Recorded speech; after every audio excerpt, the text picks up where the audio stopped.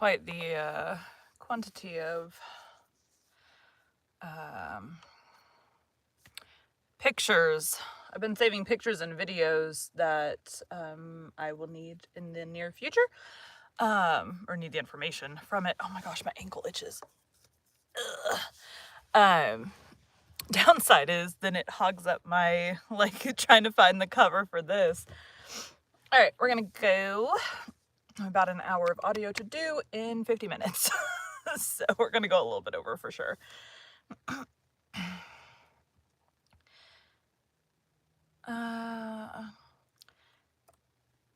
Today we'll be continuing Little Women by Louisa May Alcott.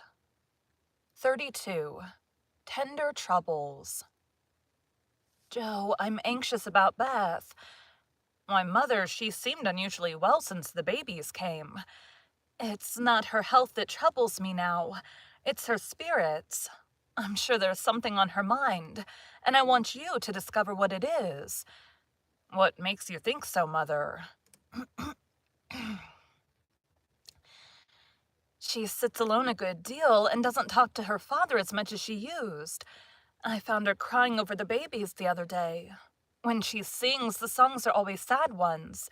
And now and then I see a look in her face that I don't understand. This isn't like Beth, and it worries me. Have you asked her about it? I have tried once or twice, but she either evaded my questions or looked so distressed that I stopped. I never force my children's confidence, and I seldom have to wait for it long. Mrs. March glanced at Joe as she spoke, but the face opposite seemed quite unconscious of any secret disquietude but Beth's. And after sewing thoughtfully for a minute, Joe said, I think she's growing up, and so begins to dream dreams and have hopes and fears and fidgets without knowing why, or being able to explain them. Why, Mother, Beth's 18, but we don't realize it, and treat her like a child, forgetting she's a woman. She is. So she is. Dear heart, how fast you do grow up, returned her mother, with a sigh and a smile. Can't be helped, Marmee. So you must resign yourself to all sorts of worries, and let your birds hop out of the nest one by one. I promise never to hop very far, if that is any comfort to you. It is a great comfort, Joe. I always feel strong when you're at home. Now Meg is gone. Beth is too feeble, and Amy too young to depend upon, but when the tug comes, you are always ready. Why, you know, I don't mind hard jobs much, and there must always be one scrub in a family. Amy is splendid in fine works, and I'm not, but I feel in my element when all the carpets are to be taken up or half the family fall sick at once. Amy's distinguishing herself abroad, but if anything is amiss at home, I'm your man. I leave Beth to your hands then, for she will open. Car driving by. There was someone mowing their yard.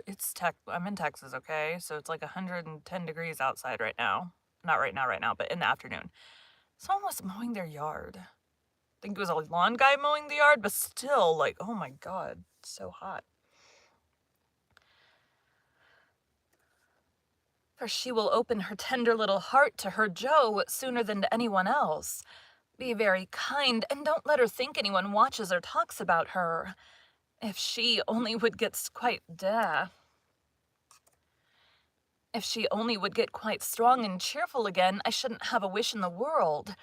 Happy woman, I've got heaps. My dear, what are they? I'll settle Bethy's troubles, and then I'll tell you mine. They're not very wearing, so they'll keep.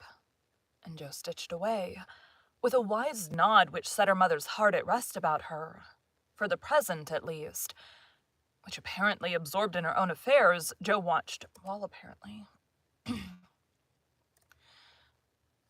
absorbed in her own affairs, Joe watched Beth, and after many conflicting conjectures, finally settled upon one which seemed to explain the change in her. A slight incident gave Joe the clue to the mystery, she thought, and lively fancy, loving heart did the rest. She was affecting to write busily one Saturday afternoon, when she and Beth were alone together. Yet as she scribbled, she kept an eye on her sister, who seemed unusually quiet. Sitting at the window, Beth's work often dropped into her lap, and she leaned her head upon her hand in a dejected attitude, while her eyes rested on the dull autumnal landscape. Suddenly, someone passed below, whistling like an operatic blackbird, and a voice called out.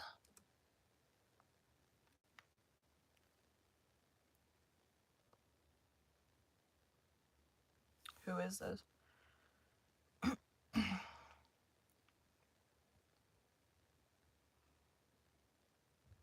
It's Lori.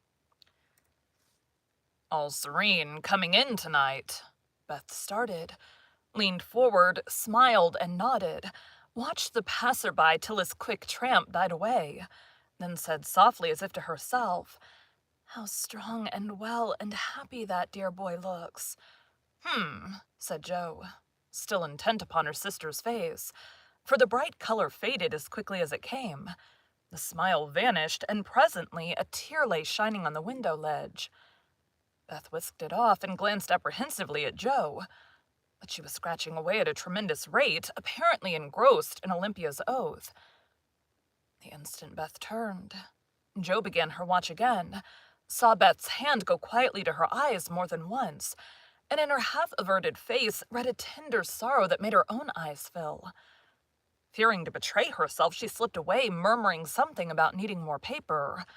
"Mercy on me, Beth loves Lori," she said, sitting down in her own room, pale with the shock of the discovery which she believed she'd just made.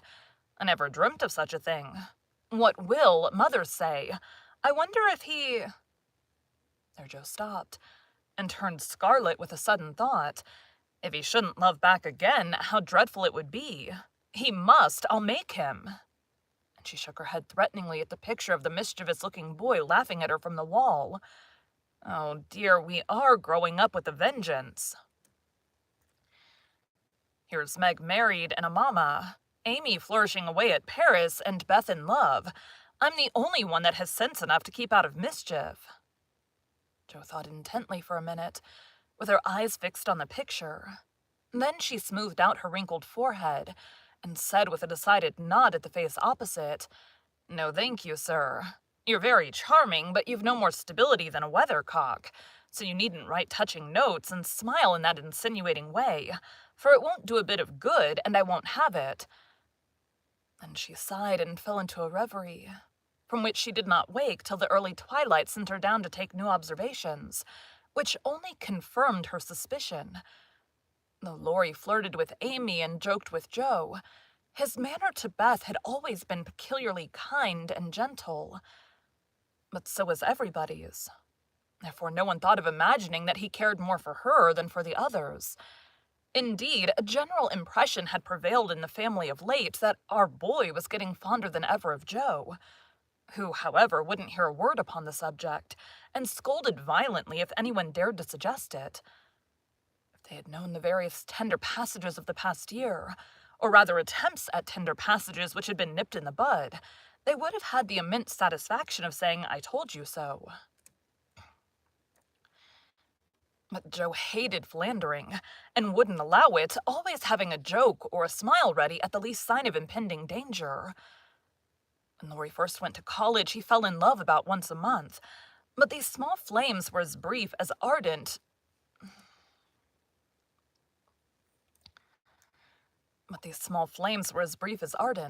Did no damage, and much amused Jo, who took great interest in the alternations of hope, despair, and resignation, which were confided to her in their weekly conferences. But there came a time when Lori ceased to worship at many shrines, hinted darkly at one all-absorbing passion, and indulged occasionally in Byronic fits of gloom. Then he avoided the tender subject altogether, wrote philosophical notes to Jo, turned studious, and gave out that he was going to dig, intending to graduate in a blaze of glory. This suited the young lady better than twilight confidences, tender pressures of the hand, and eloquent glances of the eye, for with Jo, brain developed earlier than heart, and she preferred imaginary heroes to real ones, because when tired of them, the former could be shut up in the tin kitchen till called for, and the latter were less manageable. The Things were in this state when the grand discovery was made, and Jo watched Lori that night as she had never done before. If she had not got the new idea into her head, she would have seen nothing unusual in the fact that Beth was very quiet, and Lori very kind to her. But having given the rein, I just messed up. My tickle. But having given the rein to her lively fancy, it galloped away with her at a great pace, and common sense, being rather weakened by a long course of romance writing, did not come to the rescue. As usual, Beth lay on the sofa, and Lori sat in a low chair close by, amusing her with all sorts of gossip, for she depended on her weekly spin, and he never disappointed her. But that evening, Jo fancied that Beth's eyes rested on the lively dark face beside her with peculiar pleasure, and that she listened with intense interest to an account of some exciting cricket match. Though the phrases "caught off a tice," "stumped off his ground," and "the leg hit for three" were as intelligible to her as Sanskrit. She also fancied, having set her heart upon seeing it, that she saw a certain increase of gentleness in Lori's manner, that he dropped his voice now and then, laughed less than usual, was a little absent-minded, and settled the Afghan over Beth's feet with an... I don't know this word. Last night I accidentally closed out of my browser with like all my open tabs. Ugh, so annoying. Assiduity.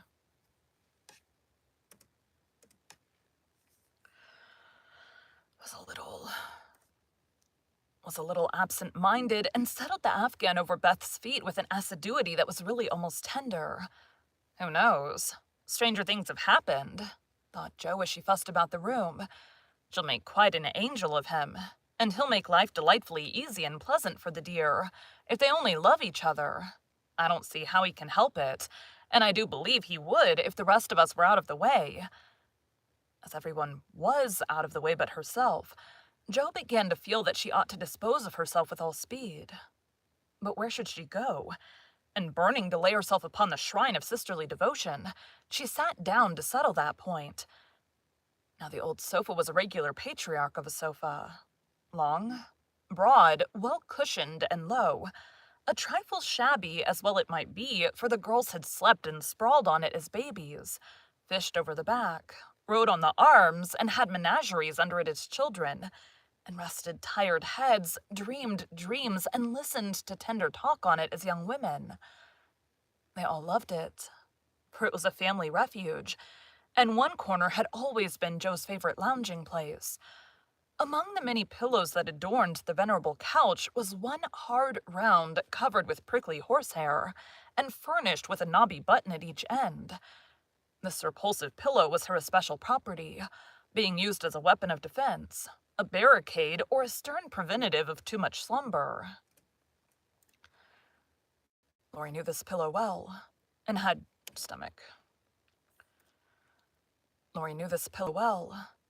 cause to regard it with deep aversion, having been unmercifully pummeled with it in former days, when romping was allowed, and now frequently debarred by it from taking the seat he most coveted, next to Jo in the sofa corner.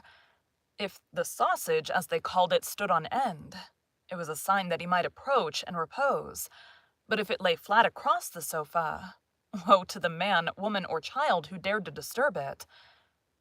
That evening Jo forgot to barricade her corner, and had not been in her seat 5 minutes before a massive form appeared beside her, and with both arms spread over the sofa back, both long legs stretched out before him, Lori exclaimed with a sigh of satisfaction, "Now this is filling at the price." "No slang," snapped Jo, slamming down the pillow. But it was too late. There was no room for it, and coasting onto the floor, it disappeared in a most mysterious manner. "Come, Jo, don't be thorny. After studying himself to a skeleton all the week, a fellow deserves petting and ought to get it. Beth will pet you. I'm busy. No, she's not to be bothered with me. But you like that sort of thing unless you've suddenly lost your taste for it. Have you? Do you hate your...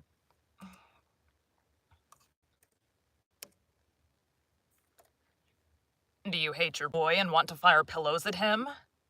Anything more wheedlesome than that touching appeal was seldom heard. But Joe quenched her boy by turning on him with the stern query. "How many bouquets have you sent Miss Randall this week?" "Not one, upon my word. She's engaged. Now then, I'm glad of it. That's one of your foolish extravagances. Sending flowers and things to girls for whom you don't care two pins," continued Joe reprovingly. "Sensible girls for whom I do care whole papers of pins."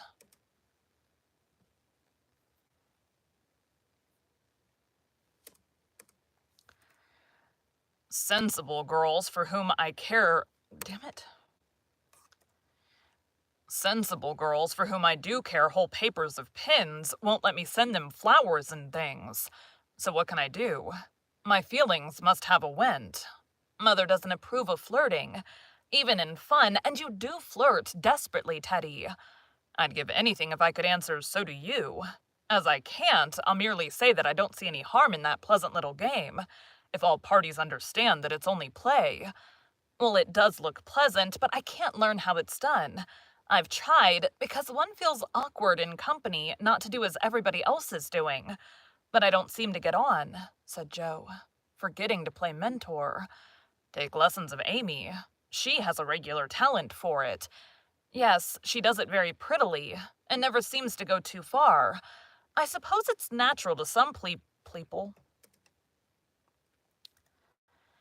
I suppose it's natural to some people to please without trying, and to others to always say and do the wrong thing in the wrong place. I'm glad you can't flirt.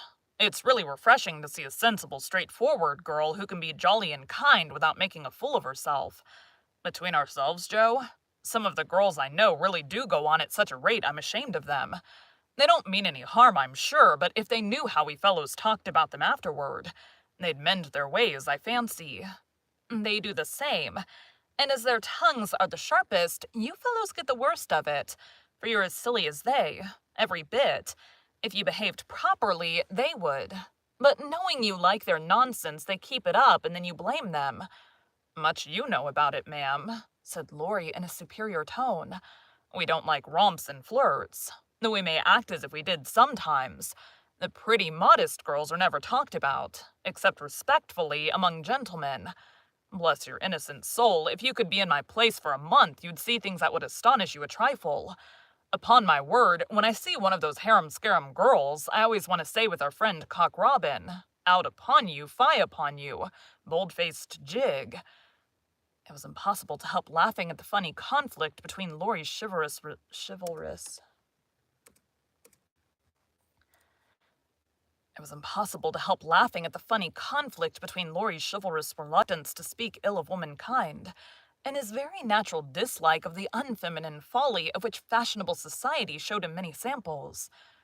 Joe knew that young Lawrence was regarded as a most eligible party by worldly mammas, was much smiled upon by their daughters, and flattered enough by ladies of all ages to make a coxcomb of him. So she watched him rather jealously, fearing he would be spoiled, and rejoiced more than she confessed to find that he still believed in modest girls.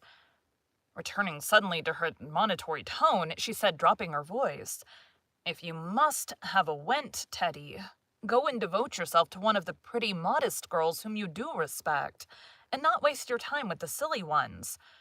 You really advise it?" And Laurie looked at her with an odd mixture of anxiety and merriment in his voice. "Yes, I do. But you'd better wait till you're through college on the whole, and be fitting yourself for the place meantime. You're not half good enough for, well, whoever the modest girl may be." And Joe looked a little queer likewise, for a name had almost escaped her. "That I'm not," acquiesced Laurie, with an expression of humility quite new to him, as he dropped his eyes and absently wound.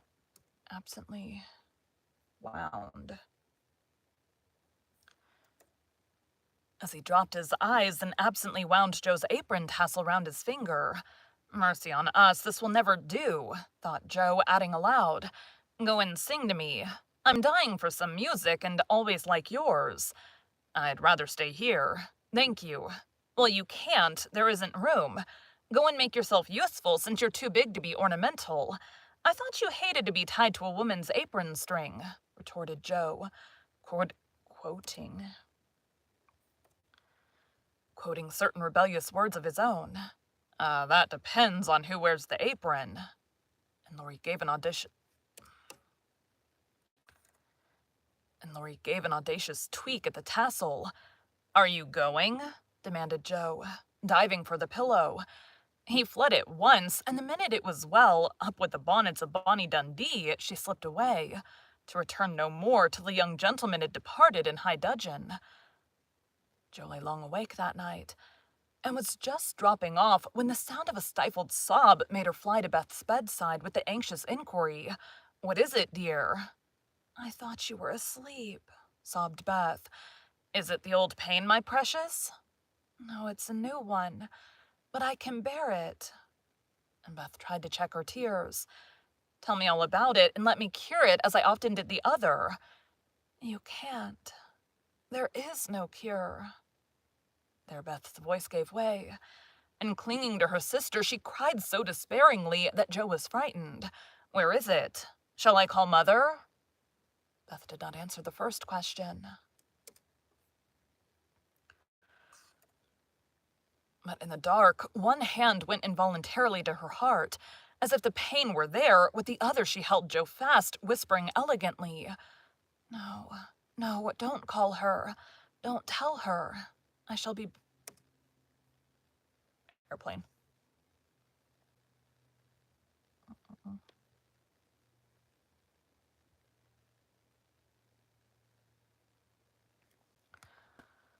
Oh man, I think I slept funny, like my lower... Oh, it just popped. My lower back is unhappy. "I shall be better soon. Lie down here and pour my head. I'll be quiet and go to sleep. Indeed I will." Joe obeyed, but as her hand went softly to and fro across Beth's hot forehead and wet eyelids, her heart was very full, and she longed to speak. But young as she was, Joe had learned that hearts, like flowers, cannot be rudely handled, but must open naturally. So though she believed she knew the cause of Beth's new pain, she only said in her tenderest tone, "Does anything trouble you, dearie?" "Yes, Joe," after a long pause. "Wouldn't it comfort you to tell me what it is?" "Not now. Not yet." "Then I won't ask. But remember, Bethy, that Mother and Joe are always glad to hear and help you if they can." "I know it. I'll tell you by and by." "Is the pain better now?" "Oh, yes. Much better. You are so comfortable, Joe."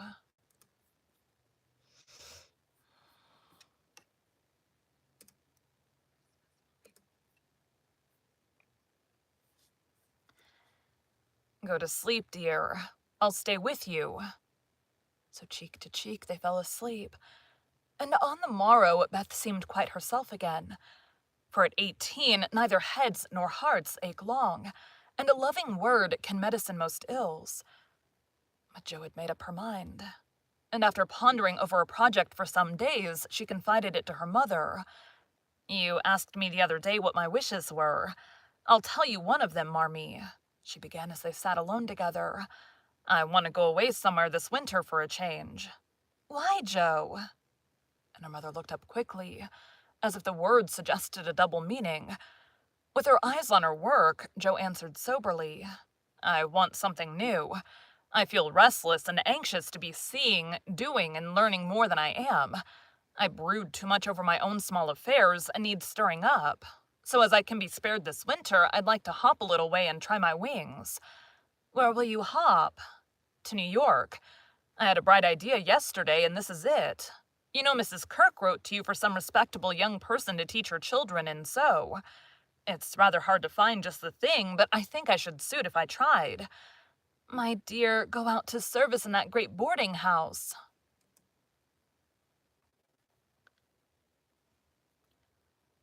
And Mrs. March looked surprised but not displeased.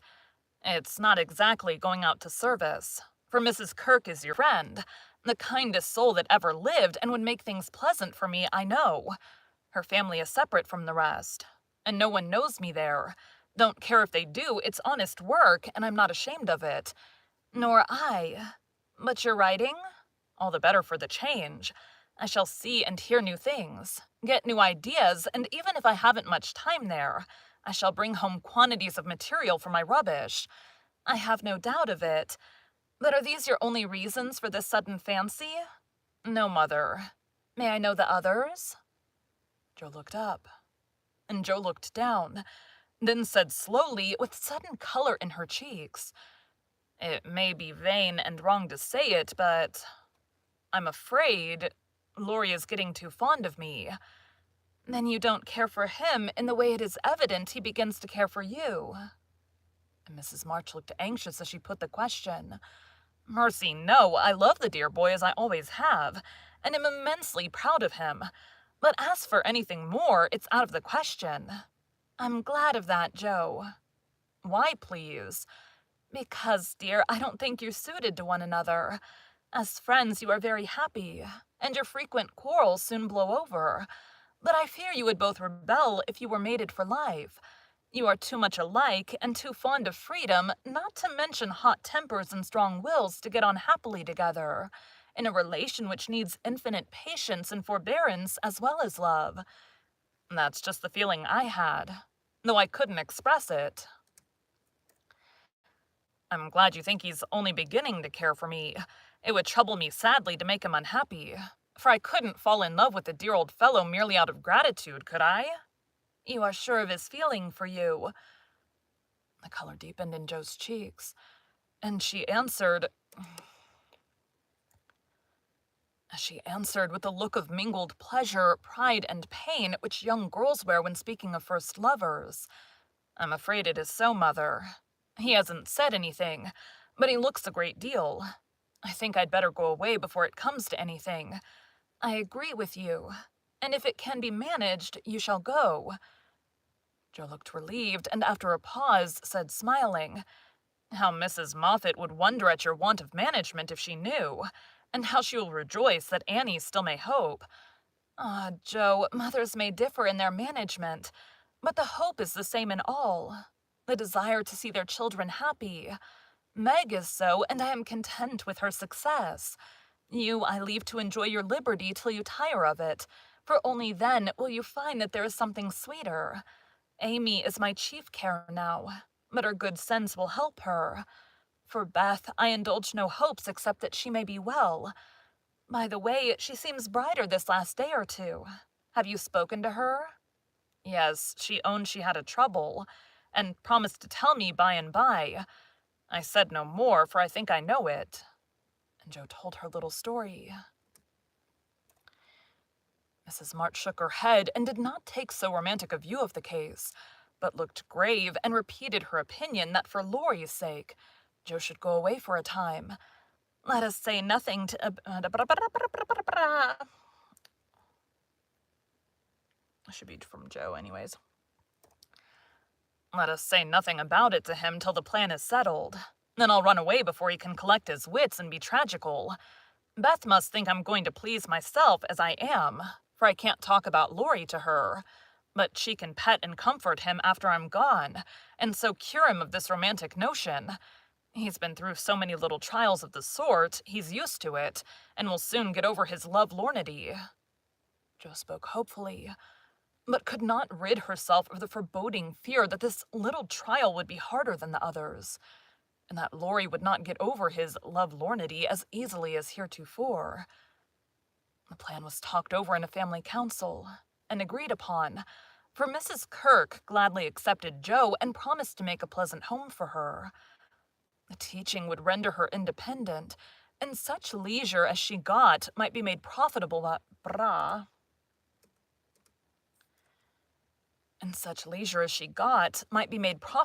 writing, while the new scenes and society would be both useful and agreeable. Joe liked the prospect and was eager to be gone, for the home nest was growing too narrow for her restless nature and adventurous spirit. When all was settled, with fear and trembling, she told Laurie, but to her surprise, he took it very quietly. He had been graver than usual of late, but very pleasant, And when jokingly accused of turning over a new leaf, he answered soberly, "So I am, and I mean this one shall stay turned." Joe was very much relieved that one of his virtuous fits should come on just then, and made her preparations with a lightened heart, for Beth seemed more cheerful, and hoped she was doing the best for all. "One thing I leave to your especial care," she said the night before she left. "You mean your papers?" asked Beth. "No, my boy. Be very good to him, won't you?" "Of course I will. But I can't fill your place, and he'll miss you sadly." "It won't hurt him. So remember, I leave him in your charge, to plague, pet, and keep in order." "I'll do my best for your sake," promised Beth, wondering why Joe looked at her so queerly. When Laurie said goodbye, he whispered significantly, "It won't do a bit of good, Joe. My eye is on you, so mind what you do, or I'll come and bring you home." Thank you for joining Bite at a Time Books today, while we read a bite of one of your favorite classics. Again, my name is Bree Carlile, and I hope you come back tomorrow for the next bite of Little Women. All right, done with that. I'm gonna have to record on Saturday just to get all caught up. We're gonna hide all these. There we go. I recorded last weekend, but I missed like 2 days recording during the week. Anyways, I gotta start the next one. Thanks, guys.